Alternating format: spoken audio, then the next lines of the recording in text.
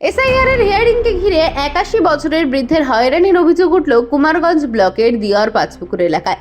স্থানীয় বাসিন্দা পামর বর্মন বুধবার সকাল থেকেই সারাদিন গোপালগঞ্জ বিডিও অফিসে লাইনে দাঁড়িয়ে এসআইআর হিয়ারিংয়ে অংশ নেন।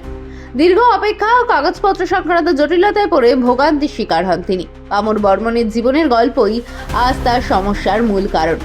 কিশোর বয়সেই তিনি বাড়ি ছেড়ে বৃন্দাবনে চলে যান।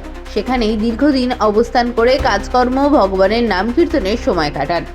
প্রায় ২২-২৩ বছর আগে জেলায় ফিরে এসে নিজের নাম ভোটার তালিকায় নথিভুক্ত করেন। তবে তার বাবা মা ২০০২ সালের অনেক আগেই মারা যাওয়ায় স্বাভাবিকভাবেই শেষ এসআইআর তালিকায় তাদের নাম নেই। সেই কারণেই বর্তমান হিয়ারিংয়ে সমস্যায় পড়েছেন বলে অভিযোগ। হিয়ারিং শিবিরে তিনি হাতে করে ১৯৬২ সালের একটি জমির দলিল নিয়ে ঘুরে বেড়ান। পামর বর্মন বলেন, আমি দীর্ঘদিন বৃন্দাবনে ছিলাম, ফিরে এসে ভোটার তালিকায় নাম তুলেছিলাম। এখন হিয়ারিং এ চিঠি এসেছে। বাবা মা ২০০২ সালের আগেই মারা গিয়েছেন, তাই তালিকায় তাদের নাম নেই। সকাল থেকেই এখানে ঘুরছি। এই ঘটনাকে অমানবিক বলে মন্তব্য করেছেন তৃণমূল নেতা মফিজ উদ্দিন মিয়া ও উজ্জ্বল বসা। তাদের বক্তব্য, ৮১ বছরের একজন বৃদ্ধকে এভাবে হয়রানি করা অনভিপ্রেত। এদিকে বিডিও শ্রীবাস বিশ্বাস জানান, নির্দিষ্ট টেবিলের এআইআরও বিষয়টি বিস্তারিত বলতে পারবেন, তবে বিষয়টি আমি দেখছি।